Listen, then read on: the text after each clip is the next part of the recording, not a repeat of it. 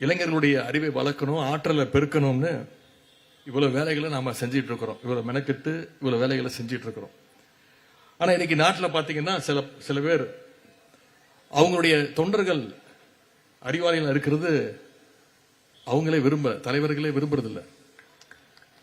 எங்க தன்னுடைய தொண்டர்களுக்கு அரசியல் அறிவும் தெளிவும் வந்துட்டா அவங்களால இன்னும் அரசியலே நடத்த முடியாதுன்னு சில தலைவர்கள் பயந்துகிட்டு இருக்கிறாங்க. உதாரணத்திற்கு அண்ணா திராவிட முன்னேற்ற கழகத்தை எடுத்துக்கோங்க.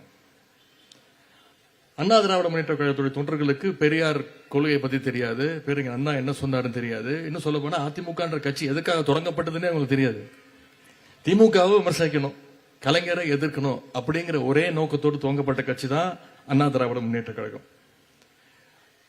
இப்பவும் அந்த கொள்கைகள் தெரியக்கூடாதுன்னு அந்த கட்சியினுடைய நிரந்தர பொதுச் செயலாளர் திரு எடப்பாடி பழனிசாமி அவர்கள் இன்னும் அந்த பணியில் அவர் ஈடுபட்டிருக்கிறார்.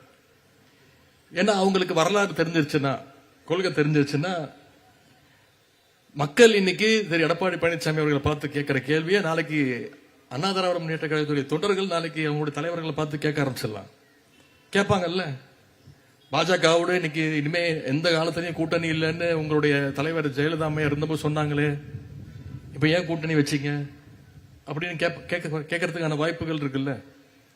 ஏன் நீங்களே சொன்னீங்களே 4 மாசம் முன்னாடி இனி எந்த காலத்திலையும் பாஜகவோட கூட்டணி கிடையாதுன்னு நீங்களே சொன்னீங்களே, இப்ப மறுபடியும் நாம பாஜகவுக்கு அடிமையா போயிட்டோமே அப்படின்னு அதிமுக தொண்டர்கள் திரு எடப்பாடி பழனிசாமி அவர்களை பார்த்து கேட்பாங்க.